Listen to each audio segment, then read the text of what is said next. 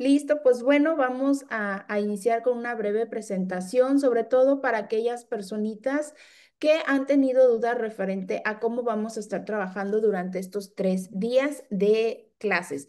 El taller es completamente gratuito, las 3 sesiones, ya sea que lo miren en vivo o ya sea que lo miren en retransmisión, no tiene ningún costo y es gratuito que ustedes estén tomando este taller o esta capacitación.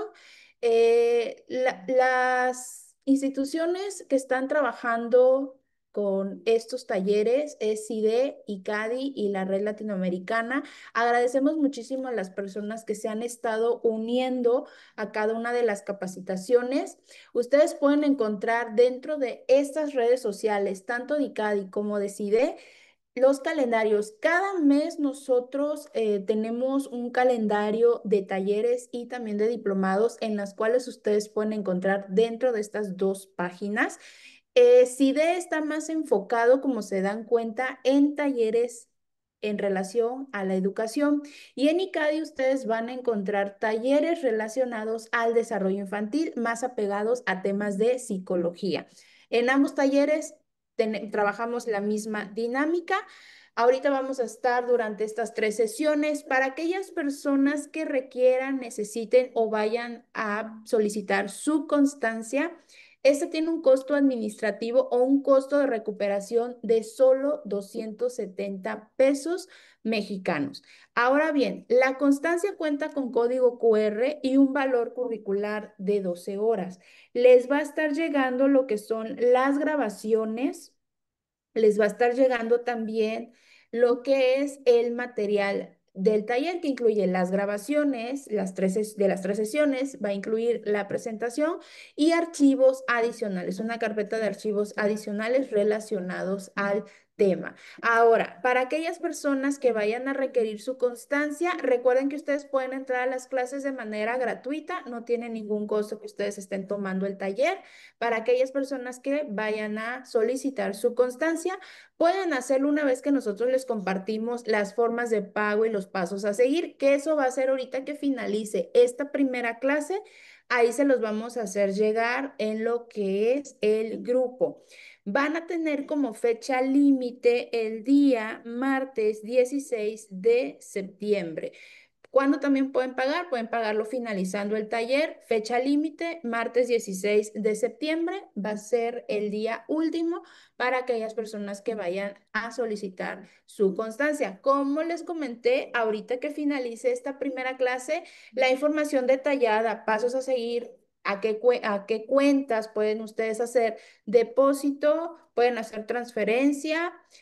Para las personas que están fuera de México pueden pagar a través de PayPal, a través de Hotmart, ahí les vamos a mandar la información y también qué es lo que ustedes tienen que hacer para hacer llegar su información y el comprobante de pago.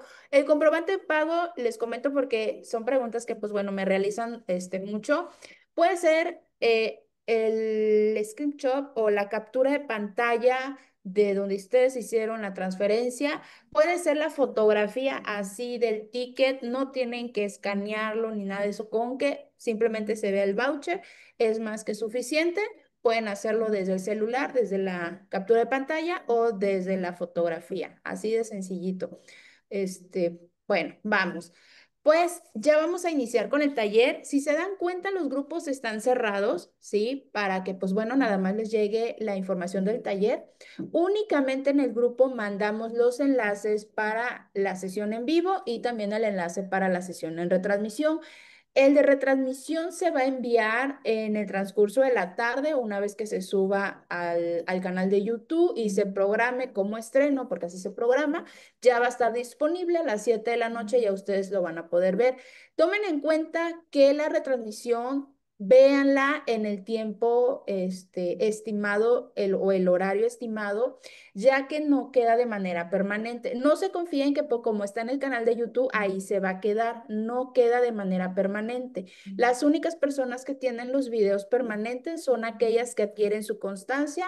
De manera de agradecimiento por hacer este desembolso, pues bueno, les mandamos también el material del taller, la cual les agradecemos muchísimo a quienes adquieren su constancia porque bueno, pues mantenemos en pie este proyecto de talleres gratuitos. Otra la manera en la cual ustedes nos pueden ayudar es a través de siguiéndonos en redes, compartiendo a través de sus redes sociales los calendarios, etiquetándonos en las historias o en las publicaciones que ustedes hagan de los talleres que van tomando, su opinión. Eso también nos ayuda muchísimo para poder llegar a más personas. Si tienen alguna duda referente a cuestiones administrativas, mándenos mensaje en los administradores de los grupos. Recuerden bien que solamente en los grupos y en nuestras redes sociales daremos algún comunicado o damos a conocer los enlaces de inscripción. Tengan mucho cuidado, no hacemos llamadas directas ni mucho menos también mandamos mensajes directos, ¿sí? Toda la información. Si ustedes tienen duda, nos mandan a nosotros, a cualquiera de los administradores, la duda que tengan. Si requieren un enlace para inscribirse a los demás talleres, y a nosotros se los compartimos. De esta manera evitamos que ustedes sean víctimas de algún tipo de fraude o alguna estafa, ya que si se bien saben que muchas veces, pues los grupos, hay gente que aprovecha entrar para estar haciendo llamadas o compartiendo enlaces de manera directa a ustedes, de manera directa, en nombre del instituto o de otro instituto también. Entonces, siempre diríjanse a los administradores de los grupos en los cuales ustedes se inscriben a los cursos o a los talleres, y esto es de manera general a cualquier instituto en el cual ustedes vayan a tomar algún curso, algún taller, porque son muchos los casos en que, pues bueno, aprovechan esto para mandarles enlaces en los cuales ponen vulnerables sus equipos. Vamos a iniciar ya con el taller. Espero que haya quedado claro la explicación de cómo vamos a estar trabajando. Ya en las segundas sesiones vamos a entrar más de lleno a la temática. Vamos a estar durante 3 sesiones, iniciando hoy, finalizando el lunes. Recuerden, a las 11 de la mañana, hora Ciudad de México, en vivo a través de Zoom y en retransmisión a las 7. La clase va a tener una duración de 1 hora y media, 2 horas aproximadamente. Los micrófonos y el chat van a estar desactivados. Se van a activar si es que hay alguna dinámica en la cual la maestra vaya a requerir pues que se active el chat o que se active el micrófono, y también para las personas que preguntan si va a haber un espacio de preguntas y respuestas. Claro que sí, al finalizar la clase va a haber este espacio breve de estar contestando algunas de las dudas. Recuerden que son 3 sesiones, así que tal vez muchas de sus dudas se vayan aclarando en el transcurso de las clases. Pues bueno, tenemos a la mesa blanca Azucena Ugalde Zelaya, quien va a estar a cargo durante estos 3 días. Para las personas que ya han estado con nosotros en talleres, saben que ella es una colaboradora nueva, la cual estamos iniciando. De hecho, no tiene mucho para las personas que vienen de ICADI ahorita aquí a estos talleres que estamos apenas iniciando en temas de educación.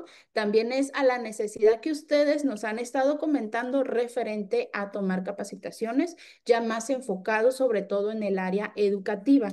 Así que tenemos nueva plantilla de colaboradores enfocados en estos temas. La maestra Blanca es licenciada en Educación por la Universidad Pedagógica Nicolás San Juan, con estudios de posgrado en Educación Básica por la UPN y formación especializada en competencias docentes por la NMGN. Su sólida preparación académica se complementa con un diplomado en estrategias efectivas para la enseñanza de las matemáticas por el Tecnológico de Monterrey, lo que ha fortalecido su perfil como asesora académica de alto nivel. Durante más de 16 años ha combinado la teoría con la práctica, liderando proyectos educativos, diseñando materiales didácticos innovadores y capacitando a docentes en todo el país. Ha sido docente en reconocidas universidades, autora de múltiples publicaciones educativas y ponente en congresos nacionales e internacionales. Su pasión por la educación y su compromiso con el aprendizaje significativo la convierte en una referente en el ámbito pedagógico. Voy a dejar de compartir para ya darle la bienvenida a la maestra Blanca. Bienvenida, maestra. Ahora sí podemos ya iniciar con esta primera clase. Buenos días a todas, es un placer para mí estar aquí con ustedes y iniciemos nuestra presentación. Les agradezco mucho que estén aquí y vamos a ver el día de hoy efectivamente un tema muy interesante. Yo sí les agradecería mucho que en cuanto ustedes, no estoy presentando, ¿verdad? Está Espera. cargando. Ah, ya no. Ay, perdón. Sí, es que luego tarda un poquito, pero sí, ya está Ah, cargando. Ahí ya está cargando. Mm. no lo veo yo. Ujú.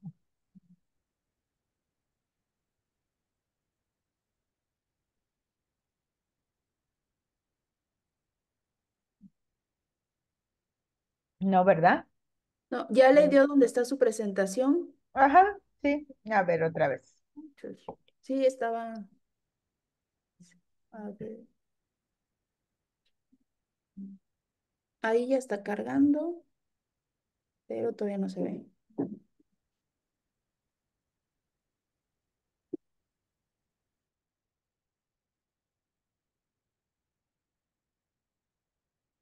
No, ¿verdad? Algo está pasando. A ver. Sí, hace rato sí, sí pudo. Se Eh, pudo muy bien. Bueno, voy a seguir. Aquí está. Vamos a seguirlo intentando otra vez. Ya la abrí y la cerré. A ver, vamos a ver si sí. Creo que ya. Me parece que sí, ahora ya, sí maestra. está. Ya, ¿verdad? Ya se ve. Excelente.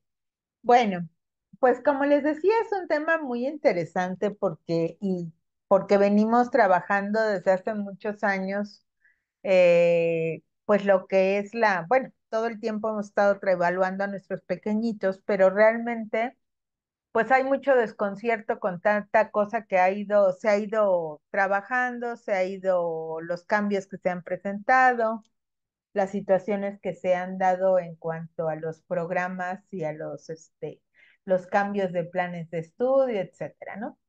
Entonces, bueno, primero vamos a ir viendo cómo se va dando esta transformación en la evaluación. Es muy importante que veamos un poquito de la historia de cómo se va construyendo esta evaluación ahora que le llaman formativa, que viene desde hace muchísimos años, pero que se ha ido de todas maneras transformando y se ha ido cambiando en diversas formas. Y ahora la visión que tiene pues las nuevos planteamientos de la nueva escuela mexicana, ¿no?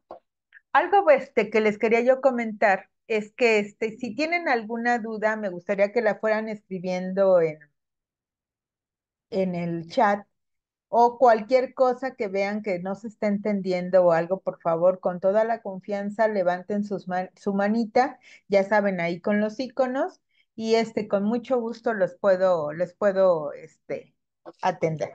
Muy bien.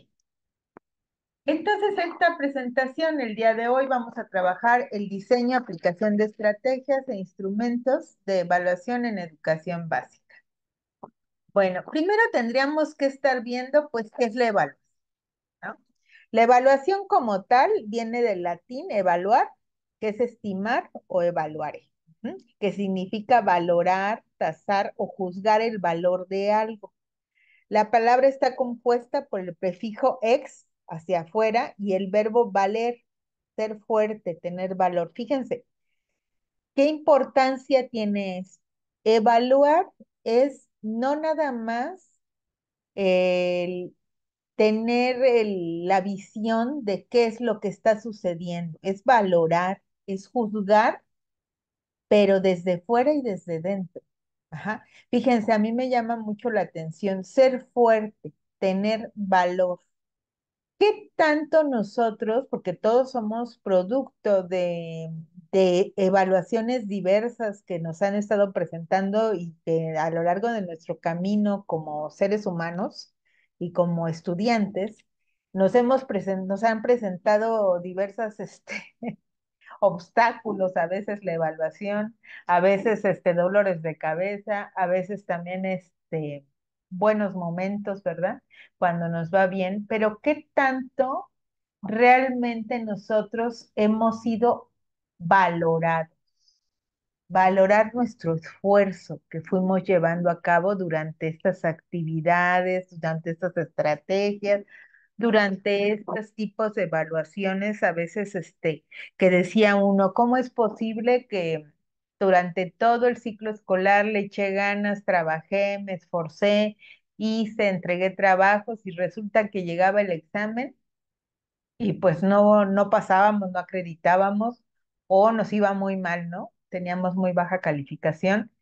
¿Y qué sucedía con todo lo que habíamos trabajado durante cierto tiempo, ¿no? O todo el año.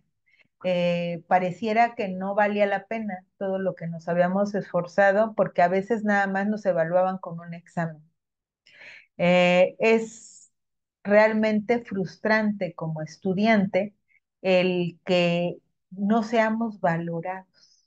Y eso es algo con lo que quisiera yo empezar a tratar de hacerles ver la importancia que tiene el que realmente valoremos a los estudiantes y tomemos en cuenta cada uno de los esfuerzos que hacen en cada una de las actividades que les vamos planteando durante todo el ciclo escolar.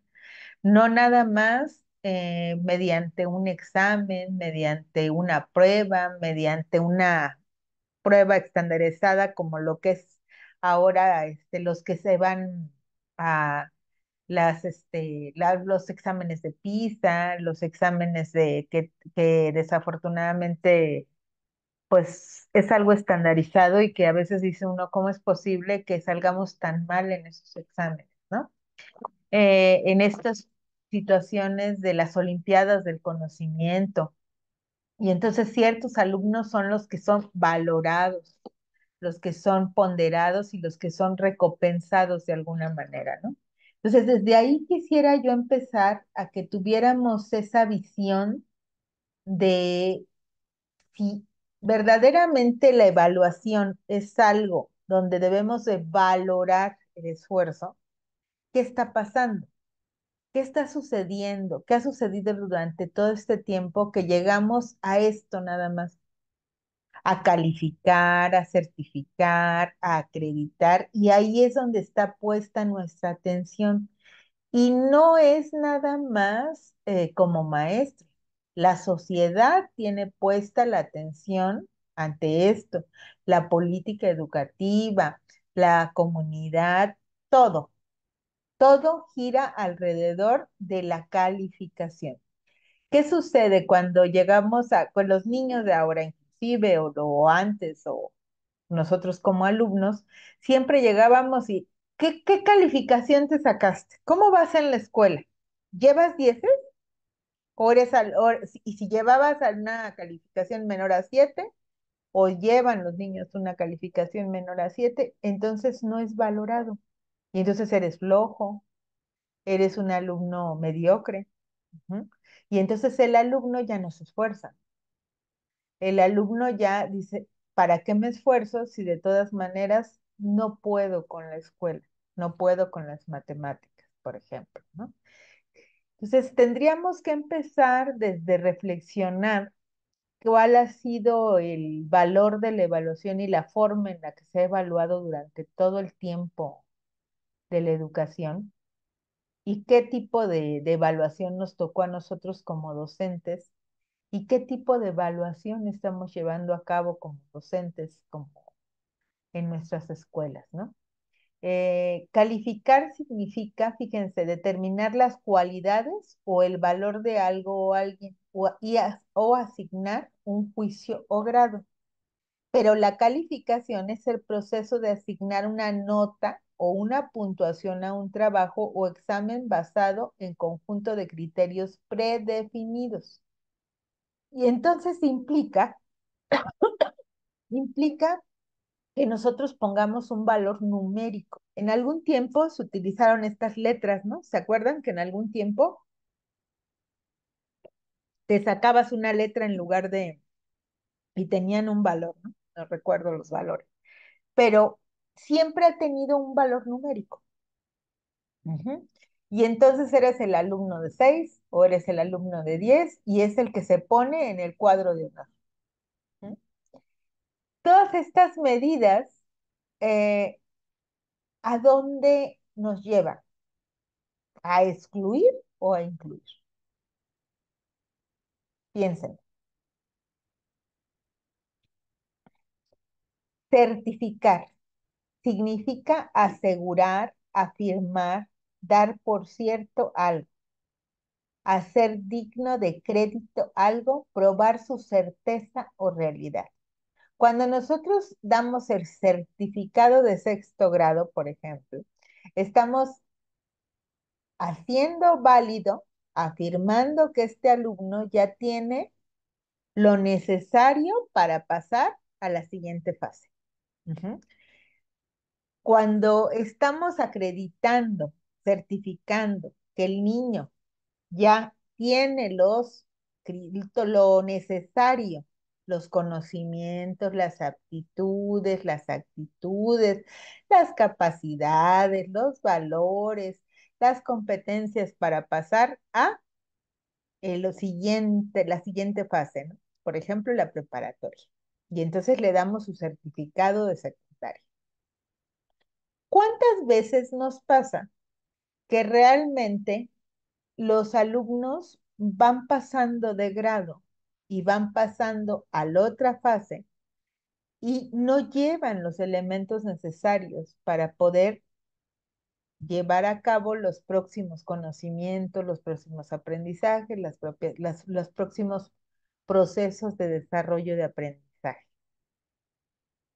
Entonces tendríamos que cuestionarnos desde ahí, ¿no? O sea, sí, acreditamos, certificamos, calificamos, pero realmente nuestros alumnos se van con muchas lagunas, que a veces, desafortunadamente, esas lagunas se hacen tan grandes que parecen océanos, ¿no? Y cuando volteamos a ver, ya no se puede subsanar eso. Llegan alumnos a secundaria que no saben leer, que no saben escribir. Pareciera algo increíble, ¿no? O sea, algo que dices tú, ¿cómo pasó? ¿Cómo sucedió que hay niños en segundo de secundaria que no saben sumar, que no saben restar? Entonces dice uno, ¿cómo es posible que a pesar de que se está dando a partir de calificaciones, de certificaciones, de acreditaciones, entonces sigue habiendo estas situaciones de baches de aprendizaje, de que los alumnos no tienen a veces la capacidad ni de tener una reflexión, ni de analizar un texto, no hay una comprensión lectora. Les digo algo todavía peor, ni siquiera saben leer, ni siquiera saben escribir. A veces no saben, les digo, cosas básicas como las operaciones básicas de matemáticas y entonces queremos enseñarles álgebra. Definitivamente esos alumnos no van a poder. Ujú. Y entonces decimos, es que el alumno no puede con las matemáticas. Ajá. No, es que tiene baches tremendos desde educación básica, desde los primeros años de preescolar, desde ahí se dan las bases para el pensamiento matemático, y entonces desde ahí se va dando estos alumnos que supuestamente tienen problemas de aprendizaje, que supuestamente tienen TDA, que supuestamente tienen alguna situación, ¿no? Que ni siquiera tenemos la capacidad como docentes de determinarlo, porque no somos especialistas en educación especial. Pero sin embargo, pues decimos, este niño tiene un problema. Y entonces, esos alumnos son los que nos dan muchos dolores de cabeza porque ¿qué sucede? Al no poder comprender lo que están en la clase, pues son los alumnos latosos, son los alumnos que nos dan problemas, son los alumnos que distraen a los demás, ¿verdad? Entonces es un problema muy grande. Bueno, y vamos a ver lo que es acreditar. Acreditar es hacer digno de crédito algo, probar su certeza o realidad. Lo que les decía, fíjense qué serio, ¿eh? Estamos acreditando, certificando y calificando con número y validando algo que es medible. Ajá. Eh, que hay que cuestionarse mucho sobre lo medible, porque ¿qué sucede? Cuando nosotros evaluamos, estamos valorando lo que les decía yo, valoramos el esfuerzo del alumno. También estamos valorando las capacidades, las aptitudes, las actitudes, estamos valorando si el alumno es capaz de aplicar algo que ya sabe, si es capaz de comprender un texto, si es capaz de resolver un problema, si es capaz de ser colaborativo, si es capaz de trabajar a lo mejor en pares, en triadas, si es capaz de hacer cosas. Ujú. Pero, ¿qué sucede cuando hay una calificación? Ya es una medición. Estoy midiendo cierto conocimiento que yo desde ahí lo cuestionaría. ¿Qué sucede con los exámenes?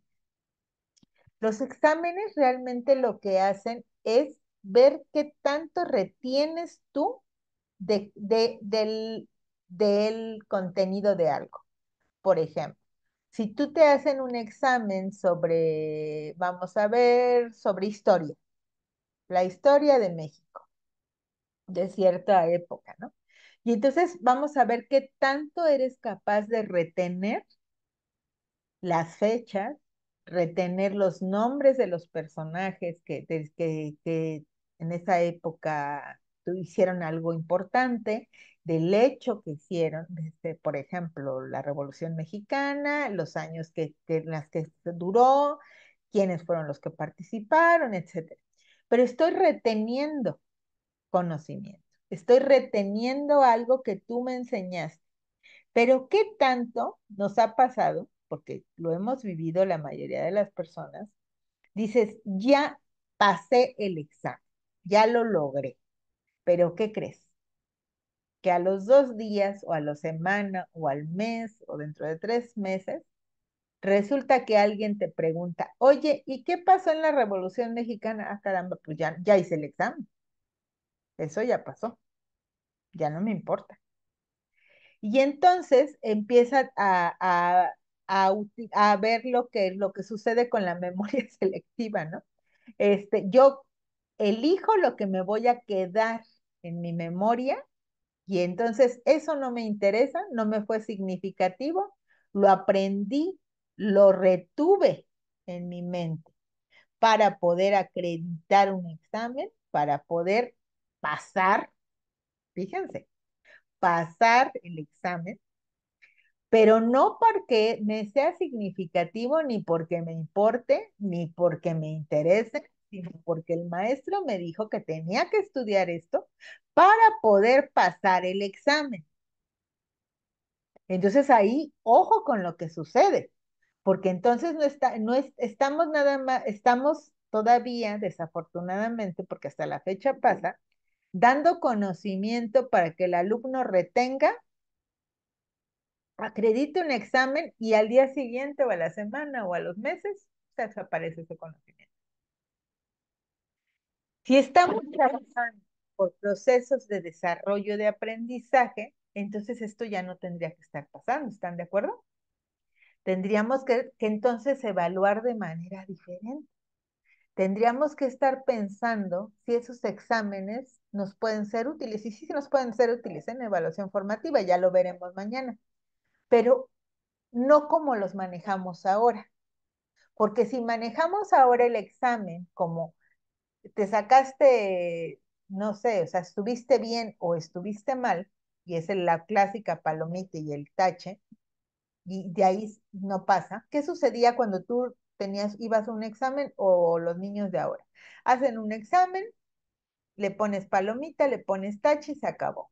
Sacaste 5, sacaste 7, sacaste 8.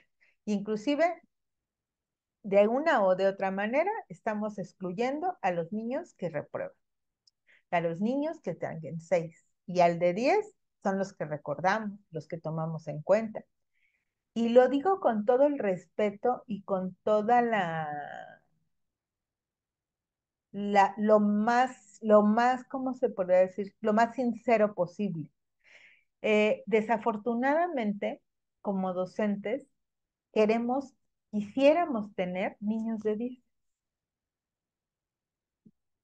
Quisiéramos tener a esos alumnos que todo aprenden, que les va bien, que quisiéramos tener a esos niños que, que todo se les sale bien, ¿no? Que son capaces de resolver problemas, que leen bien, que escriben bien, pero para lograr eso implica un trabajo como docente muy fuerte.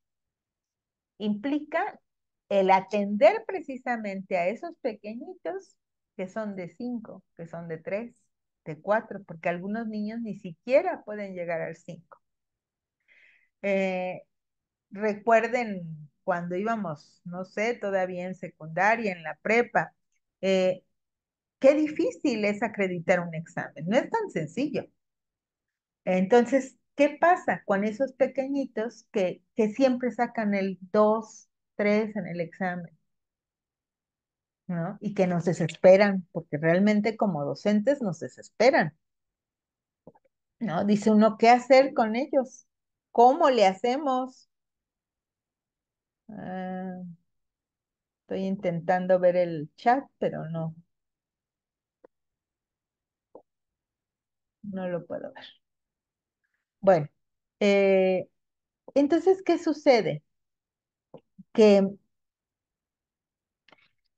Ceci, si puedes ver si hay alguna pregunta, te lo agradecería muchísimo.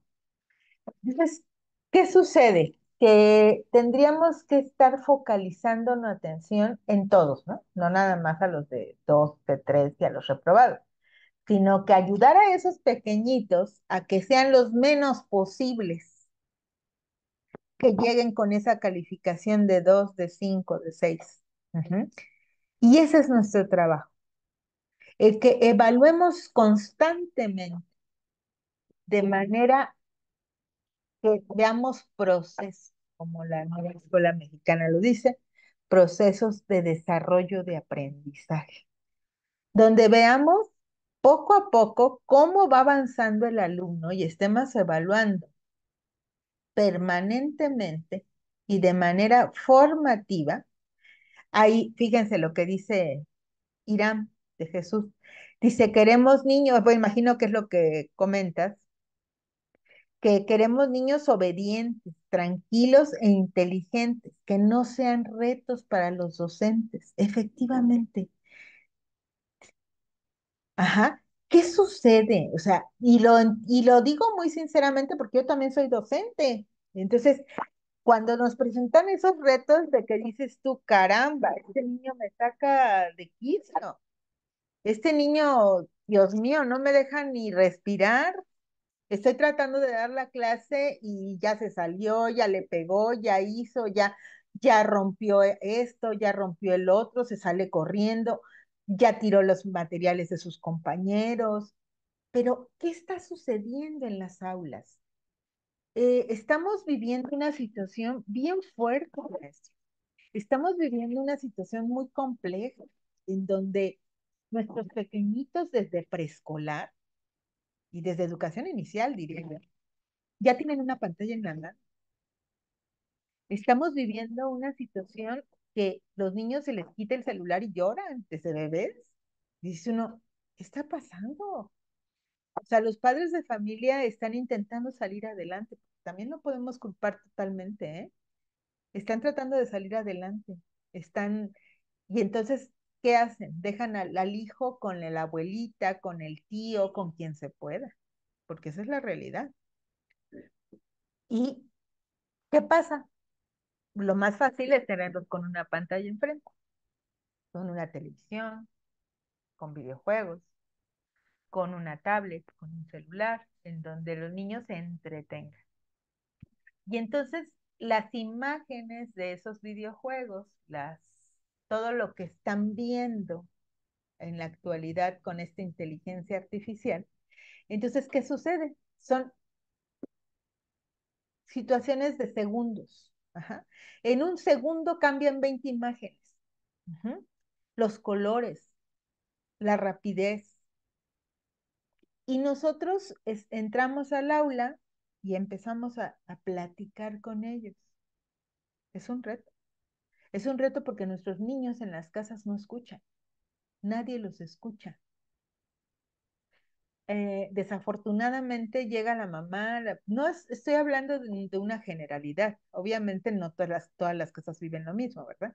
Pero en la mayoría de los casos, los padres que andan corriendo por ganarse el pan, esa es la realidad, por tener dinero para vivir. Y entonces llegan a la casa corriendo y que la comida y que esto y que el dinero y la renta y no sé qué y no sé cuánto. Y entonces el pobre niño no lo ha escuchado. Y entonces le dan la pantalla. Y nosotros llegamos y queremos dar una clase, que ya no deberíamos estar dando clases, pero digo, me refiero, tratamos de darles estrategias, de plantear un proyecto, de plantear un taller crítico, un proyecto comunitario. Pero ¿qué sucede? Nuestros niños están con su cabeza llena de esas imágenes que pasan en segundos, esas bombardeo. A mí me pasaba hace unos años, me decía un niño, empezábamos a trabajar, estábamos haciendo un proyecto y cada ratito volteaba y me decía, maestro, ¿ya quieras me vas a prestar la tablet? No hay tablet, mi amor, aquí no hay tablet. Bueno, préstame tu celular. No te voy a prestar mi celular, es que ya me aburrí, es que ya me aburrí. Entonces, esos son los niños que tenemos ahora. Niños que no saben convivir, porque precisamente están con una tablet, con una tableta enfrente. No saben convivir, no saben hablar, no saben conversar, no saben establecer un diálogo, no saben mucho menos trabajar colaborativamente, ¿verdad? Porque esa es la realidad, maestros. ¿Nos gusta o no? Ujú.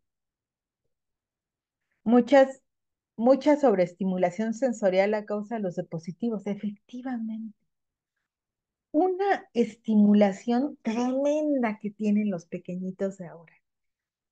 Y entonces es un reto como para nosotros como docentes pensar cómo diseño mi clase, cómo le hago para mantener la atención de estos pequeños que para colmo son muchos. Tenemos en las aulas muchos niños y que todos son diferentes y eso lo tenemos que tener muy claro como docentes. No pueden ser todos igual, no, no pueden, porque cada individuo somos diferentes, tenemos una identidad, tenemos una personalidad. Y entonces cada niño es, representa un reto para ti como docente. Y si tienes 36 alumnos, son 36 retos. Y si eres maestro de secundaria y tienes 5 grupos, ya tienes 250 niños de 50 a 50 retos, perdón, no niños, ¿verdad? Y no es sencillo, y no es fácil, es todo un reto, pero lo podemos lograr, maestro. La cosa es tratar de buscar cosas que nos faciliten nuestra docencia y que entendamos la evaluación que que actualmente es formativa y ya viene muchos años atrás lo formativo, pero ahora con otra visión. Y entonces tenemos, aquí lo dice, ¿no? El gran reto, el gran problema es sacarnos la calificación a la sociedad, no nosotros maestros, a la sociedad, a las familias, sacarnos la calificación de la cabeza porque no debe de ser el fin último o lo que nos valora como seres humanos. No eres el 10, no eres el 5, no eres el 6. Eres un ser humano con muchas cualidades, con muchas capacidades, con muchas potencialidades y que nos tenemos que valorar nosotros primero como docentes, porque desde ahí tiene que empezar la evaluación formativa, ¿eh? Desde nosotros como docentes. Empezarnos a valorar y empezarnos a autoevaluar y decir en qué puedo mejorar, cómo me puedo hacer más fácil el trabajo, pero siempre pensando en que voy a ayudar a mis alumnos, voy a mejorar el aprendizaje de mis alumnos, ¿sí? Y entonces, fíjense, les quiero platicar que hay dos tendencias diferentes que se han ido dando durante este mismo ciclo. Y una es, y que son contrarias. El Yo soy malísima con el inglés, pero el measurement, que es mensura, eso significa. medida o cantidad, número, calificación, que es lo que les digo que es donde está. Yo siento que aquí está la ponderación. Aquí es donde la mayoría de la gente, las familias, la comunidad, eso es lo que nos fijamos. Lo demás no importa. Entonces, al revés, ahora tenemos que voltear la mirada hacia este lado, hacia el assessment, que significa la apreciación, junto a lo cualitativo, el juicio, la apreciación, la retroalimentación continua. ¿Para qué? Para la mejora del aprendizaje. Y esto implica, maestros, el voltear a ver este tipo de apreciación y de retroalimentación también con nosotros. Y esto implica un cambio de paradigma muy fuerte y que tenemos que aprender que también somos seres perfectibles, igual que los niños, que también estamos aprendiendo, que no lo sabemos todo. No creo que exista algún maestro que lo sepa absolutamente todo, porque no hay un ser humano que lo sepa todo.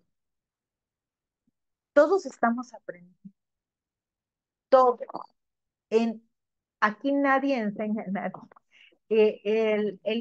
Inclusive el maestro, que se supone que debe de saber más que el alumno, también va al aula y aprende de sus alumnos.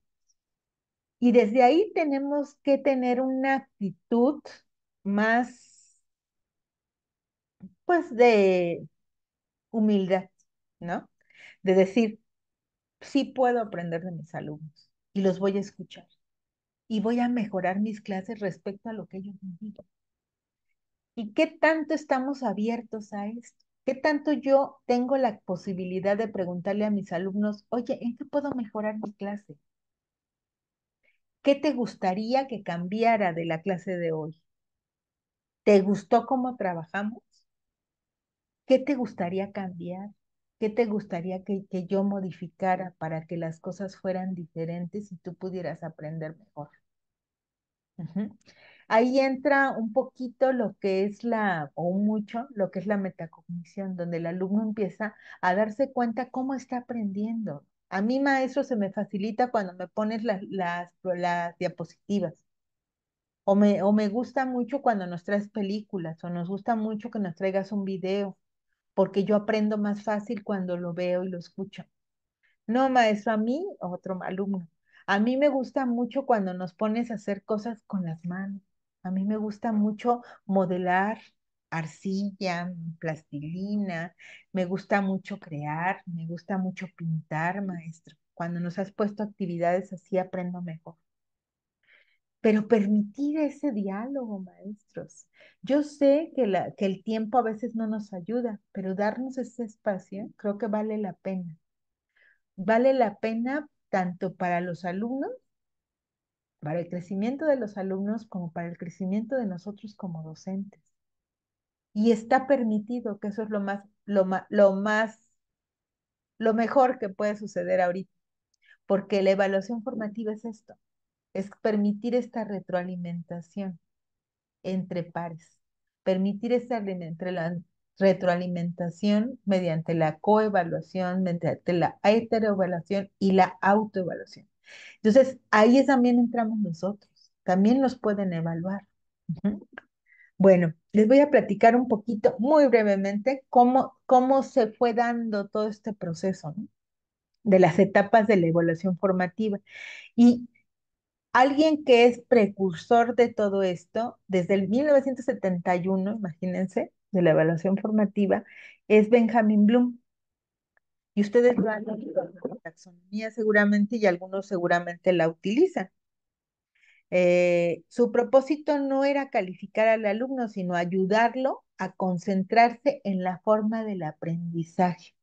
Fíjense, él, no sé si ustedes lo sepan, yo lo supe después, desafortunadamente, que él hace todo esto y empieza a trabajarse lo que es, bueno, en 1956 sigue haciendo él muchas mejoras y se van dando cuenta que las secuencias didácticas se pueden trabajar o se deben trabajar mediante esta taxonomía.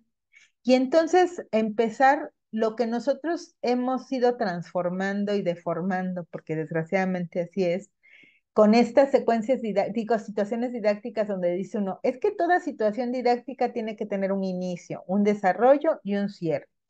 Resulta que la realidad era que nosotros teníamos que empezar a trabajar en un principio en las primeras actividades con el conocimiento y la comprensión, luego ir pasando según si hubieran acreditado este conocimiento, no acreditado, perdón, si hubieran verificado como docentes que el niño ya había tenido el conocimiento y la comprensión, seguir con la aplicación y seguir con el análisis. Y después, en un cierre del proyecto, si efectivamente, no se llama cierre, pero ya al final del proyecto, perdón, de la situación didáctica, una síntesis, una evaluación. Él planteaba, estamos hablando de los 70 más o menos, que se tenía que aplicar después de cada una de estas fases, se tenía que ir aplicando pruebas, pruebas de reactivos, pruebas de redacción, de respuesta restringida, de ensayo, de acuerdo a la fase que está. ¿Uh? Pero, ¿qué sucede, maestros? Obviamente esto estamos hablando cuando se trabajaba les digo, por situación didáctica y estamos hablando de los 70, fíjense, nada más. Eh, a nosotros, ¿cuándo nos llegó esto? Después de muchísimos años y con otra visión le digo, lo fuimos deformando, pero porque no hay el conocimiento, no hay la asesoría, el acompañamiento necesario para que lo manejáramos de otra manera. Y entonces el trabajo que se iba dando era como en un círculo, ¿no? Y entonces empezábamos por el conocimiento, veíamos si el alumno aprendía mediante algunas estrategias, algunas actividades, se hacía una prueba y entonces pasábamos a comprensión. Lo mismo, se hacían actividades, se hacían estrategias y hacían una prueba a la comprensión, luego a la aplicación, al análisis, a síntesis y a la evaluación. Esa era la forma en la que se iba evaluando. Pero ¿qué sucedía? Que realmente en primera nunca lo trabajamos como debía de ser, ¿verdad? Pero bueno, ese era el planteamiento de Bloom, de Benjamin Bloom. Después en los 90, 2000, aparece un texto. Para esto este libro de Benjamin Bloom era un libro impresionante de 1000 páginas, imaginas. Y ya cuando lo hicieron la traducción aquí al español, vamos, a los latinoamericanos, fueron 5 tomos y la versión en español no fue muy buena. Pero bueno, viene un texto muy cortito de Black y William que se llama La Caja Negra, en donde aquellas actividades realizadas por los docentes y estudiantes para obtener información que pueda ser utilizada como retroalimentación. Aquí empieza lo que es el feedback. Ajá. Yo te digo, tú me dices y retroalimentamos para que haya una mejora, para modificar tanto las actividades de enseñanza para que tú puedas aprender, como que el alumno pueda ir avanzando y mejorando cada vez en sus capacidades, en sus cualidades, en sus conocimientos, para ir aprendiendo más y lleguen a tener realmente una habilidad o una capacidad o una competencia. Y bueno, y ya en la actualidad, lo que les decía, se manejan estrategias que potencian la retroalimentación como la forma de desarrollo creciente con una valoración compartida de acompañamiento. Es lo que le llaman el assessment. Ujú. Entonces, si se fijan, es un camino bastante largo. En realidad, en 1882 más o menos, empezaron lo que eran las escalas estimativas, las listas de cotejo, desde esas fechas, pero ¿qué sucede? Todos instrumentos de evaluación eran utilizados a nivel industrial.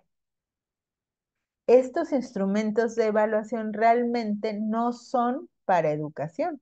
Después los fueron metiendo y fueron diciendo, ay, sirven para evaluar en la educación en el sentido pedagógico, pero realmente son de orden industrial. Ujú. Ya iremos viendo las que podemos ir aplicando y no en esta nueva forma de trabajar la evaluación formativa. Bueno, aquí como ustedes, los que yo me imagino que ya conocen la taxonomía de Bloom, y si no lo pueden bajar con mucha facilidad en Internet. Hay varias taxonomías, pero la que determina mucho lo que se es esta de la historia de la evaluación formativa, es esta de Bloom, ¿no? Y entonces viene las fases o los procesos en los que se va dando el conocimiento en el pequeño y viene desde recordar, memorizar. Y entonces él maneja varios verbos en donde inclusive esto le sirve para hacer rúbricas. Después lo empezamos a utilizar para hacer rúbricas, en donde vas del nivel de dominio más simple, que es recordar, memorizar, luego entender, comprender, y vienen varios verbos, luego aplicar, que es y como interpretar, aplicar, emplear, usar, demostrar, etcétera. Analizar, es la siguiente, luego evaluar o síntesis, y ya se le agregó una última en el 90, que era crear, porque en el 56 estaba evaluar, pero se dieron cuenta que obviamente había muchísimo más capacidad en los alumnos y entonces una mayor nivel de dominio es la creación. Ujú. Acuérdense que pueden preguntar lo que quieran, puedes hacer comentarios en el chat con toda la confianza. Esto lo vamos a ver mañana, cómo podríamos estar trabajando los instrumentos, qué tipo de instrumentos y estrategias pudiéramos o herramientas pudiéramos utilizar para evaluar ahorita con toda la modalidad de la nueva escuela mexicana y con toda la evaluación formativa, ¿no? Bueno, ¿qué sucede, maestros? Hay otras tablas de taxonomías como la más moderna y la más reciente y la más apegada a la nueva escuela mexicana y a toda la boga de pedagogías es la socioformativa, que es de Sergio Tobón. También la pueden encontrar muy fácilmente en la red. Y él habla de un primer momento, primer dominio que es preformal, luego receptivo, resolutivo, autónomo y estratégico. Ajá. Que él habla desde tener alguna idea, o sea, empieza con la preformal, es tener alguna idea, acercamiento del tema o problema, sin claridad conceptual ni metodológica, hasta llegar a la estratégica, donde ya el alumno aplica estrategias creativas, habla de la creación, si se fijan, está muy apegado a Bloom, pero aquí nada más son 5 categorías y como más apegado a lo socioinformativo. Aplica estrategias creativas y de transversalidad en la resolución de problemas, afronta la incertidumbre y el cambio con estrategias. ¿Por qué les digo que pues está más relacionado a lo de la ANEM? Porque las nuevas metodologías que plantea la ANEM, que bueno, no nuevas, ¿no? Las metodologías que se trabajan en la ANEM son socioformativas, de hecho. Y las metodologías las modalidades de trabajo que se trabajan en preescolar también tienen un apego a lo socioformativo. Bueno, no sé si hay alguna duda, algún comentario, la pueden ir poniendo. Bueno, ¿y para qué vamos a evaluar actualmente? ¿O para qué evaluamos? Pues desafortunadamente tenemos dos formas, dos tendencias. Una que es excluir y otra ayudar. Si nosotros seguimos calificando, si seguimos nada más calificando, nada más certificando y nada más acreditando, pues vamos a continuar excluyendo a los alumnos. cómo fuimos excluidos nosotros, porque esa es la realidad, y nos guste o no. Y si queremos que tanto se habla ahora de desarrollar el pensamiento crítico, desarrollar el pensamiento reflexivo, que se trabaje por colaborativamente, que trabajemos para resolver problemas, que está basada nuestra nueva modalidad de trabajo, nuestra nueva NEM. Eh, y trabajemos para la comunidad, que esa es una de las cosas que más habla la nueva escuela mexicana. Entonces tendríamos que hacerlo con la siguiente tendencia, que es ayudar. ¿Ayudar para qué? Para transformar, para ir mejorando cada día. Y entonces si nosotros realmente lo hacemos con esta tendencia de ayudar, ¿qué pasaría?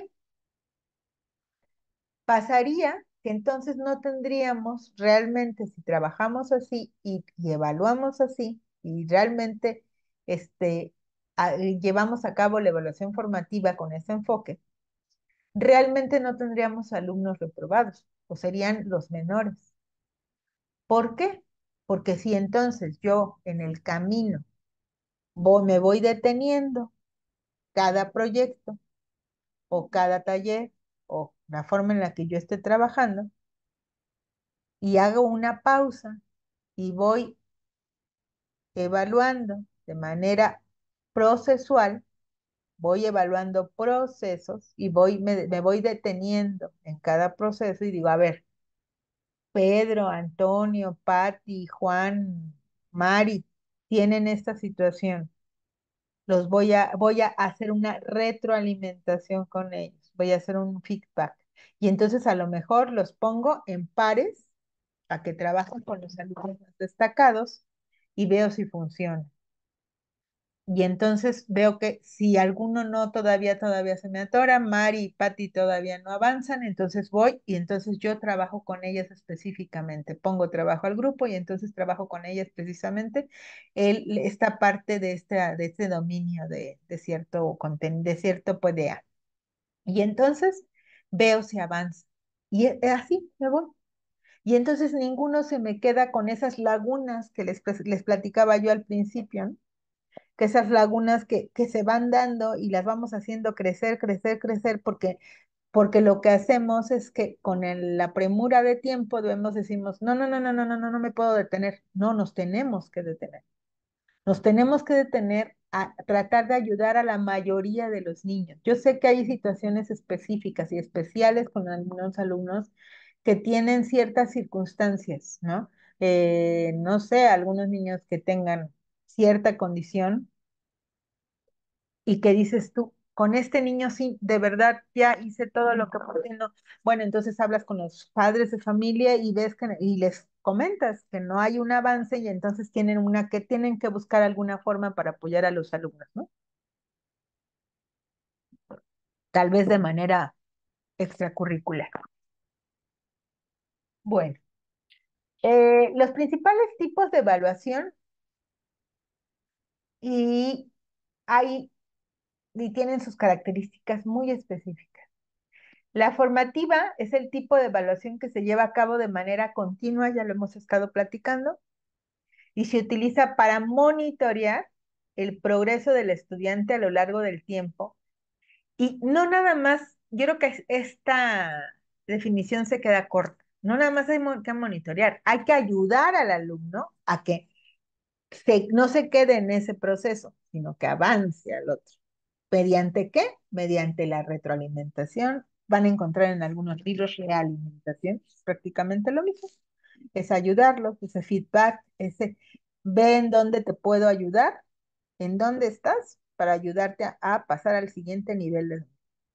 La evaluación formativa proporciona retroalimentación oportuna, perdón, ya no lo terminé de leer, específica para ayudar a los estudiantes a mejorar y alcanzar sus objetivos, que en este caso pues no son objetivos, son procesos de desarrollo, de aprendizaje. Y la evaluación sumativa, que también la estamos trabajando a la par, estamos trabajando evaluación formativa y sumativa. Estas evaluaciones, maestros, tanto la evaluación formativa como la diagnóstica y la sumativa, fueron su creador, pues, el que empezó a impulsar todo esto fue Bloom, Benjamin Bloom. La evaluación sumativa se lleva a cabo al final de un periodo determinado de tiempo y se utiliza para medir el conocimiento y las habilidades del estudiante. La evaluación sumativa se utiliza para tomar decisiones importantes como la promoción al nivel superior, ¿no? Pasar de primaria a secundaria, etcétera. Sabemos que preescolar tiene una situación diferente. Afortunadamente, no hay unos criterios en primera no lleva la evaluación sumativa, afortunadamente, porque no debe de ser. Tiene que ser una evaluación totalmente cualitativa. Y el proceso de acreditación o certificación es nada más que el niño asista a la escuela, ¿no? Que esté inscrito en la escuela y asista. Y la evaluación diagnóstica, que les digo, estos tres son las que impulsó Benjamin Bloom. La evaluación diagnóstica, este tipo de evaluación se utiliza para identificar las fortalezas y debilidades del estudiante en un área específica de conocimiento o habilidad. La evaluación diagnóstica proporciona información valiosa para ayudar a los educadores a desarrollar estrategias efectivas de enseñanza y abordar las necesidades individuales de los estudiantes. ¿Qué sucede, maestros? Si nosotros nos quedamos con esta definición y que hasta ahí quede en fortalezas y debilidades, nos quedamos muy cortos para lo que ahora nos plantean los nuevos retos para la educación como nosotros como nueva escuela mexicana. Nosotros realmente tendríamos que estar evaluando de manera colaborativa, evaluar tenemos la obligación de evaluar hasta a nivel de la familia, el nivel de la relación que tienen con la familia, el nivel de las habilidades y las capacidades que tienen los alumnos para poder trabajar en equipo, qué capacidades tienen para detectar problemas, qué capacidades tienen para resolver problemas, y no hablo de problemas matemáticos, hablo de resolver problemas en la vida cotidiana. Eh, No podemos quedarnos tan cortos a eso. Y si nos quedamos tan cortos a eso, terminamos haciendo esta evaluación diagnóstica como un producto de sí y no, y entonces es excluyente, ¿sí? Si yo entonces utilizo listas de cotejo para poner, por ejemplo, mi alumno mm, lee, palomita, mi alumno no lee, tachecito. Digo, perdón, mi alumno lee, le pongo un tachecito. ¿Qué sucede? Estoy excluyendo. ¿Por qué? Entonces, ¿qué tendríamos que estar viendo más allá de esto? Sí tengo que ver si mis alumnos leen o no leen, pero ¿por qué no leen y qué leen? Tenemos que irnos más allá, ¿sí me explico? Tendríamos que ver cuál es su contexto. Si yo veo un alumno, y aquí es algo bien importante, maestros, ¿qué tanto nuestros alumnos, por ejemplo, en el caso de la lectura y la escritura, cómo queremos que nuestro alumno lea si ni siquiera en casa tienen libros? Bueno, antes por lo menos, y perdón la referencia, pero tenían aunque sea esas revistas muy comerciales, ¿no? Que no recuerdo los nombres, ¿no? Pero, o cuentitos, o no sé cómo se llamaban, unas historietas que había. Ahora ya ni es, porque hasta eso ya se terminó. Entonces, en la casa, realmente, los libros que existen son los que se piden en la escuela. O sea, hablo de una mayoría, de una generalidad de la gente que a lo mejor no tiene muchos recursos, que a lo mejor no tiene mucha posibilidad de ir a museos, a bibliotecas, al teatro, o sea, ese tipo de contexto. Ujú. Que prefieren gastarse el dinero en una televisión de plasma, y ahora, perdón, Smart TV o no, como se llamen, que a tener internet, que a tener libros. Ajá. Y entonces son pequeñitos que difícilmente tienen cerca a alguien que vean, que lea. ¿Cómo podemos hacer eso si dentro de nuestra clase tampoco nos ven a nosotros leer y tampoco nos ven escribir y tampoco nos ven hacer un diario donde se les comparta lo que estamos escribiendo? Entonces, el contexto de la lectura tiene que ser mucho por imitación. Y entonces, ¿qué tanto nosotros estamos viendo que hay esa posibilidad en las casas? Entonces tendríamos que indagar, ¿no? ¿Tienes libros en tu casa? ¿Quiénes leen en tu casa? ¿Qué tipo de lecturas leen? Ujú. A ver, la mayoría de la gente ya lee nada más en celular, lee en su tablet. Ujú. Sí, sí, bien tienen, ¿no? Entonces, ¿qué sucede? O sea, estamos viviendo una situación bastante seria de que tendríamos que irnos más allá, no nada más el por qué no lee, mira. Ajá. Qué tantas posibilidades, qué tantas experiencias ha tenido mi alumno a lo largo de la vida para poder desarrollar esto, este PDA. Ujú. Entonces, no nos quedemos con esta idea tan corta de lo que es la evaluación diagnóstica. La evaluación diagnóstica tiene que ir más allá y tiene que ir a hacer una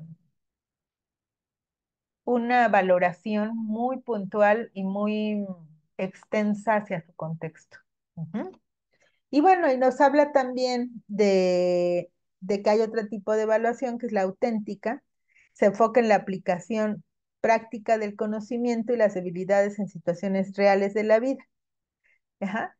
¿Qué sucede con la evaluación auténtica? ¿Recuerdan cuando trabajábamos los aprendizajes clave?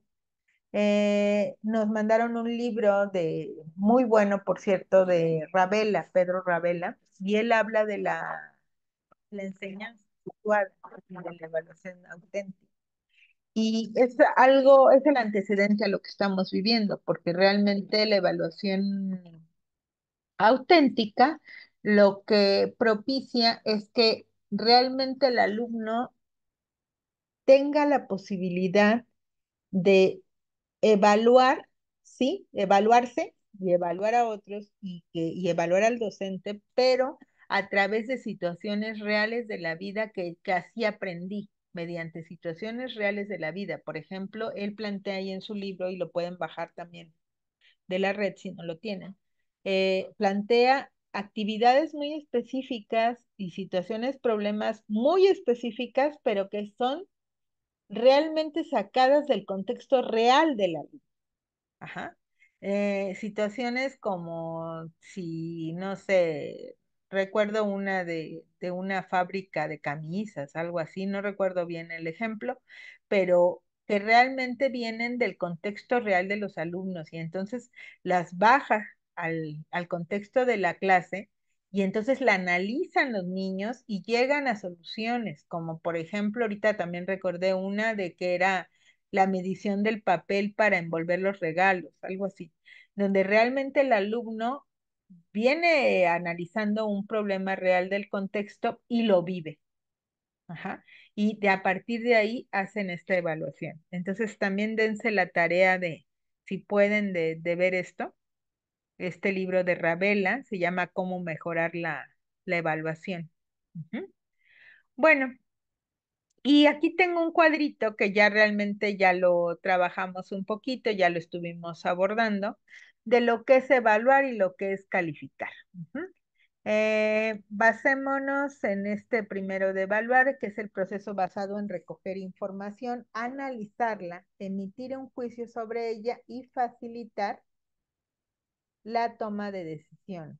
¿Para qué la toma de decisiones? Pues para mejorar mi práctica docente, ¿verdad? Mi, mi forma de intervenir con cada uno de mis alumnos. Y esto de tomar un juicio, ¿a partir de qué es, maestro? a partir de mi programa analítico, a partir de lo que yo planteé que quiero lograr con mis alumnos mediante los PDAs. ¿Y qué sucede? A partir también de mi perfil de egreso. No podemos deslindar que hay un perfil de egreso y que queremos llegar a él. Pero algo muy importante de la evaluación, maestros, es esto que les manejaba yo hace un momento. Somos seres individuales, tenemos una identidad personal, tenemos una historia de vida, tenemos un contexto diferente. Cada persona vive diferente, cada niño se desarrolla de manera diferente. Su proceso de aprendizaje es individual y a partir de eso tenemos que evaluarlo. No podemos seguir evaluando a que sean todos iguales. O sea, yo le voy a poner 5 al que no sepa esto. Y voy a poner que no sabe sin importar su contexto, sin importar cómo se ha desarrollado, qué tipo de situaciones específicas tiene. No, cada niño se evalúa a partir de sí mismo. Sí, con la visión de un perfil de egreso, pero de acuerdo a sus esfuerzos, de acuerdo a lo que está avanzando. Por ejemplo, eh, Anya primero dibujaba, vamos a ponerla que es una niña de preescolar, y dibujaba garabatos. Y a los 2 meses empezó a tener la capacidad de darse cuenta que una persona tenía piernas y brazos y empezó a hacer lo que le llaman la etapa renacuajo, ¿no? Y entonces dibujó un círculo con 2 piernitas y 2 brazos. Entonces, a partir de ella la voy a evaluar. A lo mejor todos los demás niños ya dibujan un esquema corporal completo y ya dibujan el cuerpo humano. Pero ella en específico me voy a fijar por qué ella ha tenido ese proceso y cómo ha ido avanzando. Porque es un proceso individual. Es una acción prolongada a lo largo del todo el proceso de enseñanza-aprendizaje. Las funciones de evaluación es formadora, el alumno aprende durante el proceso de evaluación, reguladora, permite mejorar cuestiones referentes al proceso de enseñanza-aprendizaje, tanto para el alumnado como para el profesorado, lo que les decía, es de los dos lados. Comunicadora, se produce un feedback entre el alumno y profesorado, profesorado y alumnado. Esto también es importante. Tenemos que también tener esa apertura en nuestra mente, el cambio de paradigma de decir, también voy a permitir que otros vean mi planeación, otros profesores, y pedirles ayuda y decirle, oye, ¿tú en qué mejorarías? Fíjate que yo veo que Ana y Patti no me avanzan en esto. ¿Tú cómo me sugieres que pueda yo abordarlo? He hecho esto, he hecho aquello, hice esta de retroalimentación, pero no me funciona. ¿Qué te parece si me ayudas? Somos, la verdad, a veces los maestros, como les digo, creemos que debemos de saber todos y debemos de ser bibliotecas, creemos eso, tenemos una falsa idea, no tenemos la humildad de pedir ayuda. Y hay que pedir ayuda entre nosotros y hay que permitirnos también evaluarnos entre docentes. Ambientadora crea un ambiente escolar determinado. Un ambiente, ¿qué sería? Un ambiente en donde se desarrolla el pensamiento crítico, un ambiente de comunidad, un ambiente de colaboración, un ambiente dialógico, en donde permito el diálogo, en donde permito que otros me apoyen, me ayuden. Espérenme tantito. Yo aquí les diría, vean esta imagen. No sé si conozcan a este pedagogo que es maravilloso, que es Frato, que es en realidad Tonushi. Es un nombre para hacer sus caricaturas.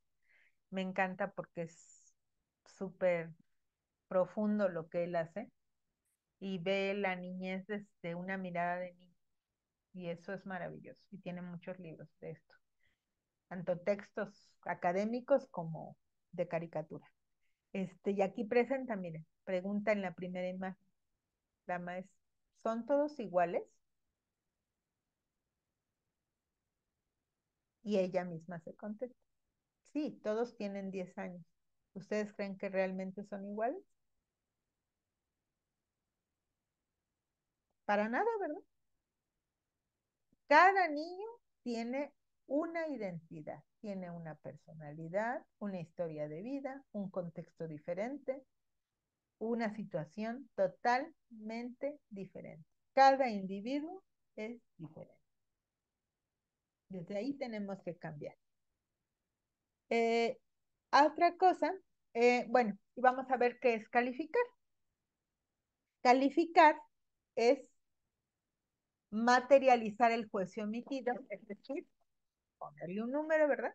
Tras la recogida de la información llevada a cabo en una nota alfanumérica, lo que les decía, a veces en algunos lugares todavía se ponen letras o números y se asigna a un sujeto. Uh -huh. Acción esporádica, circunstancial y puntual, habitualmente final y sumativa. Las funciones de la calificación es certificadora, constata ante la sociedad que se han alcanzado algunos determinados objetivos, selectiva, permite situar al alumno en puestos diferentes y eliminar a quienes no alcanzan los mínimos exigidos. Fíjense, eliminar. Estamos hablando totalmente de exclusión.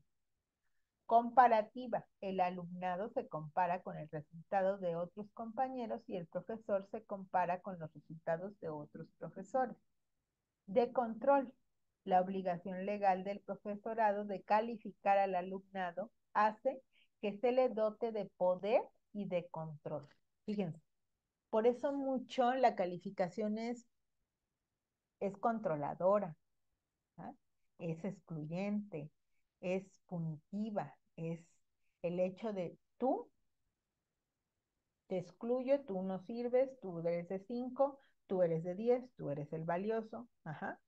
Y hay mucha comparación. Inclusive, ¿se acuerdan de aquellas filas de las escuelas? Yo como me acuerdo, que te sentaban de acuerdo a tu calificación, ¿no? Los de 10 en esta fila, los de 9 8 en esta, los de 7 6 acá y los reprobados en la última fila.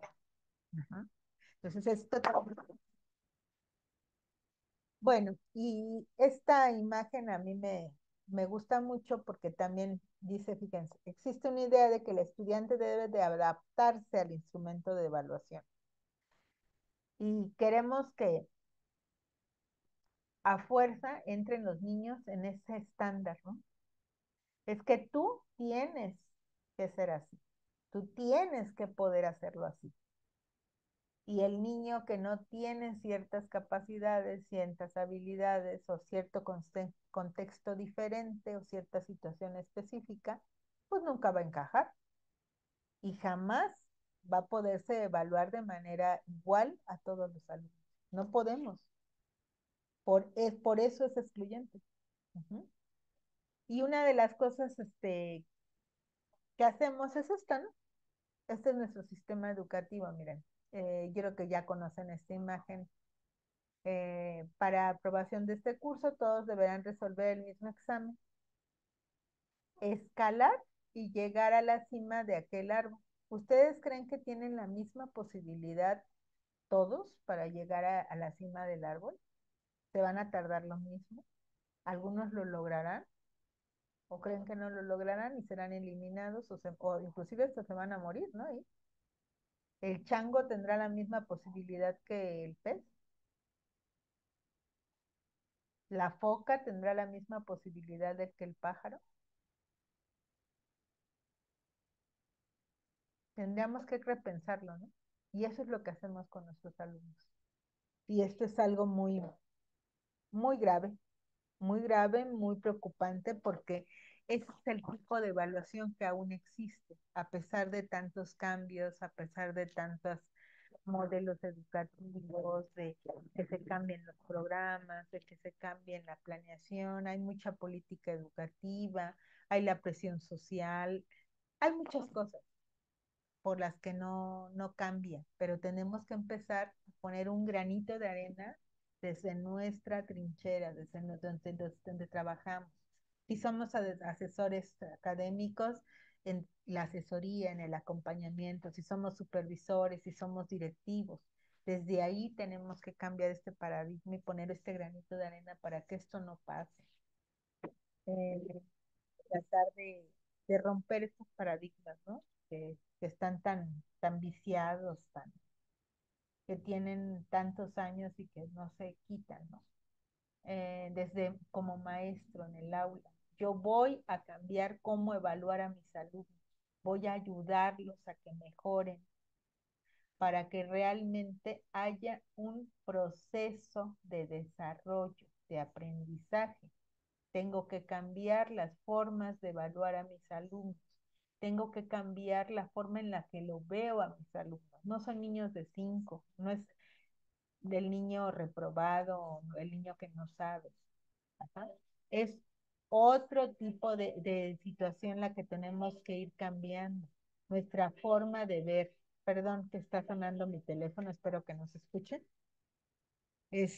No sé, vamos a dejarlo hoy hasta aquí. Me gustaría tener un momento de preguntas con ustedes para ver cómo están viendo la sesión, si hay alguna duda, si hay alguna reclamación, alguna opinión. Me gustaría que me platicaran.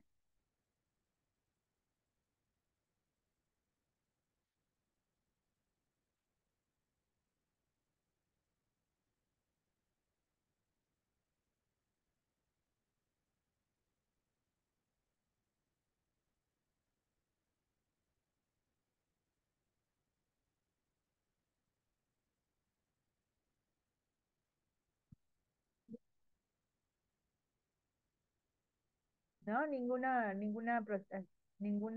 duda.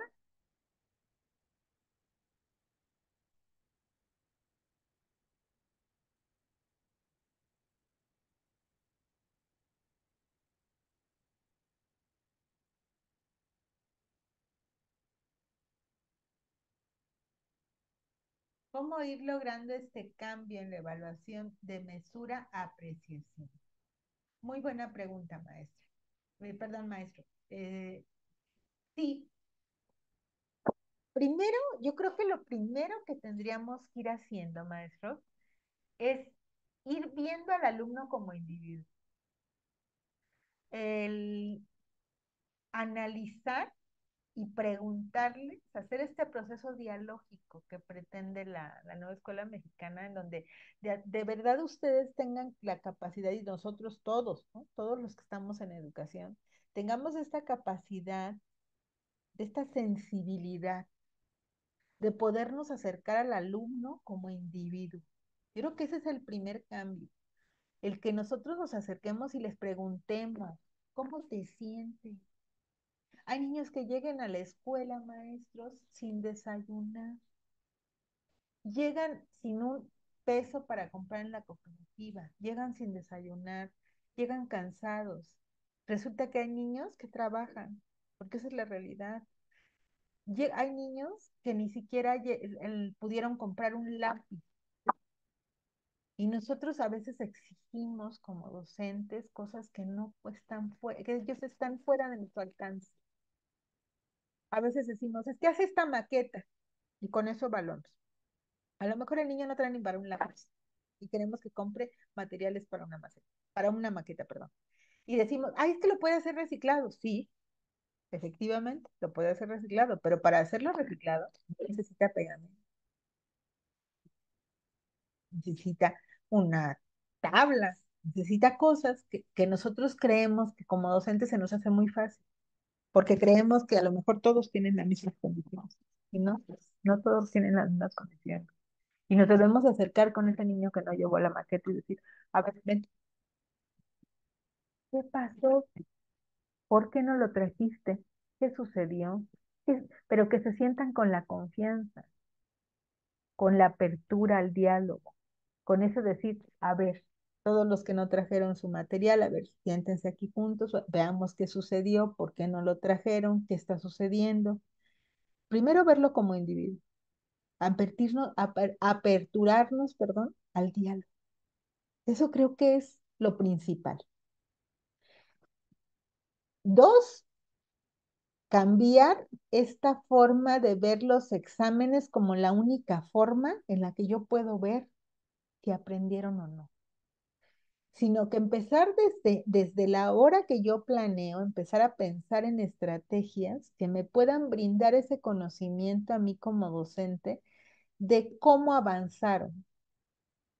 Ajá, y eso lo vamos a ver un poquito mañana, algunas estrategias que pueden aplicar, pero pensar, a ver, ¿cómo yo puedo ayudar a mi alumno, Juan, Pedro y Antonio, que están atorados y que ni siquiera tienen las bases para esto? No le puedo pedir algo que no tiene.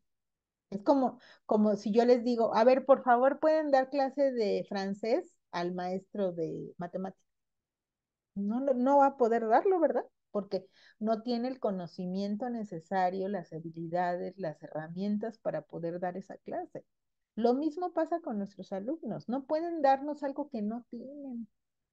Y entonces tendríamos que empezar a ver desde dónde viene el problema y tratar de apoyarlo. ¿Cómo? Como entre pares. Ujú. A los más avanzados con los que están más atrasados, o a veces no, ¿eh? A veces también funciona a los más atrasados con los más o menos, porque entre ellos se apoyan emocionalmente y a lo mejor se crea un vínculo y a ver, vamos a tratar y vamos a investigar y vamos a hacer, ¿sí? Que se dé esa posibilidad de diversas formas de trabajo. Hoy voy a trabajar grupalmente, hoy voy a hacer un debate, hoy voy a hacer un trabajo de triadas, hoy voy a trabajar en parejas, hoy vamos a ir con el grupo de al lado a trabajar y le voy a pedir apoyo a al maestro de al lado para que nos ayude. Ajá. Cambiarles la forma. Otra de las cosas que también funciona mucho es también mover a los alumnos del lugar. ¿Qué tanto usamos los patios? A veces estamos tan encasillados en estar sentados en nuestras sillas. Nuestros alumnos no aprenden si no se mueven. Así sean niños de secundaria, ¿eh? Está comprobado en la neurociencia que un niño que no se mueve no hay aprendizaje, sobre todo un aprendizaje significativo que perdure en su memoria. Entonces, otra de las cosas que podemos hacer es esa. Hoy vamos a irnos al patio, mañana nos vamos a ir al auditorio, mañana nos vamos a ir, no sé, al jardincito de atrás. Uh-huh. La cosa es moverlos, cambiarles la forma, o escucharlos, tomarlos en cuenta. Ajá, eso es lo primero que tenemos que hacer. Mañana seguiremos trabajando cómo más podemos ir trabajando de la mesura a la apreciación. Espero que le haya yo podido contestar un poco, maestro. Deberíamos darle al alumno la posibilidad de que represente el avance de sus aprendizajes desde sus posibilidades, economías cognitivas y representativas desde su contexto. ¿Qué es cierto, maestro? Eh, Hay niños que tienen unas capacidades impresionantes con el arte. Y nosotros queremos que forzosamente siempre nos traigan un escrito, ¿no? Por ejemplo, ¿qué tal si ese alumno que es muy capaz de hacer una representación artística nos trae esa representación artística? ¿Qué tal si ese pequeñito no tiene para comprarlo de la maqueta, pero sí es capaz de hacer un escrito sobre lo que investigó? ¿Sí? Permitir este, esta, bueno, ¿cómo decirlo? El que exploten todas sus posibilidades, que tengan la mayor capacidad, las exploren, las posibiliten y las utilicen. Obviamente ese niño no se va a quedar siempre con el arte, sino que en algunos momentos le voy a decir, ¿sabes qué? Que ahora sí necesito que redactes un texto. Ya me trajiste, no sé, una maravillosa pintura, hiciste una representación artística mediante tu cuerpo, o hiciste una obra de teatro con tus compañeros y te salió excelente y eres muy bueno en el arte, pero ahora sí requiero que hagas un texto. ¿Por qué? Porque necesito desarrollar esas capacidades en ti. Necesito que también puedas escribir un texto, que seas capaz de tener una buena redacción, que seas capaz de tener buena ortografía, que hiles bien las ideas, etcétera, etcétera, etcétera. Y efectivamente, respetando sus posibilidades económicas. Coincido con usted, maestro. y es muy buena propuesta. Eh, Gracias. La imagen presentada es... Ay, no la alcanzo a leer.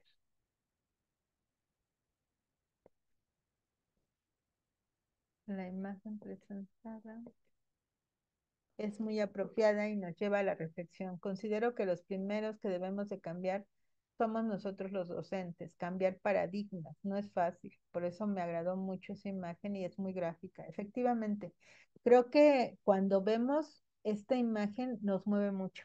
Ujú. Nos mueve porque te hace pensar cuántas veces estuviste en ese lugar. Ujú. ¿Cuántas veces te exigiste tanto por ser bueno en cierta asignatura, en cierta actividad, y decías tú, yo no puedo con esto, está fuera de mi alcance, no tengo las bases para llegar a esto? Pero veías cómo le hacías y a lo mejor o una de dos, o fracasabas o medio salías, ¿no? A flote. Pero ¿cuánto te costaba?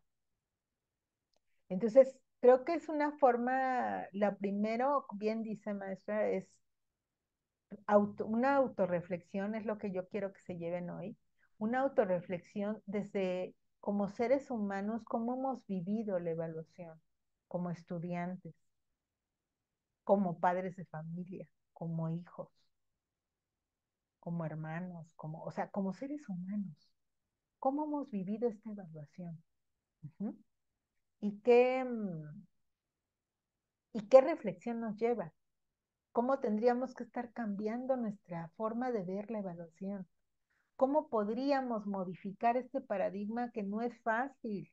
Cambiarnos de lugar no es sencillo. Nadie dice que es sencillo, ¿eh? Es súper complicado. Pero ¿qué creen que sí se puede? Que sí podemos. Y tenemos el sustento, que eso es algo maravilloso. Tenemos, la normativa dice, todos los acuerdos que han salido tanto en el 2022, el 1408 del 22 fue el último, me parece. Todo ahí en el anexo viene toda esta justificación de cómo ir cambiando esta evaluación.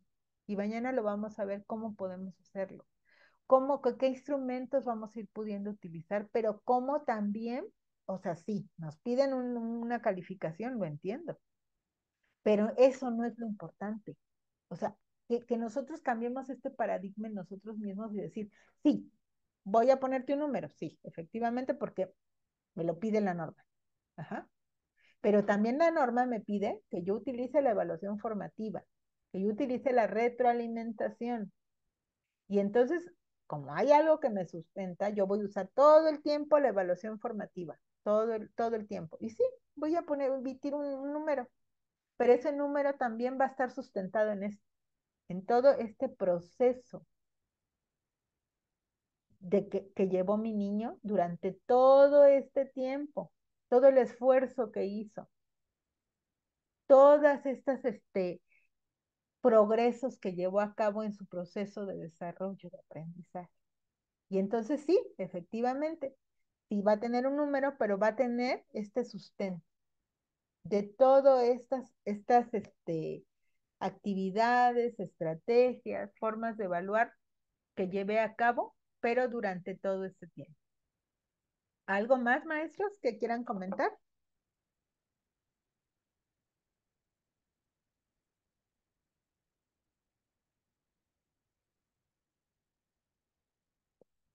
¿No? Parece que no. Bueno, entonces cerraríamos nada más con esta lámina en donde, no es cierto, no es esta.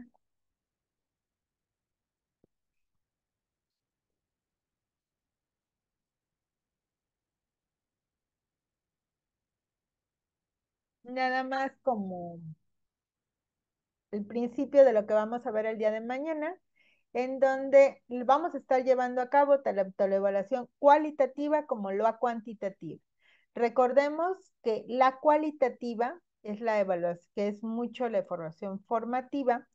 Evalúa desempeños, competencias, que son actitudes, lo que les decía, procedimientos, conceptos movilizados frente a retos o desafíos permanentes presentes en las estrategias didácticas que yo como docente tengo la habilidad de presentarle. Ajá.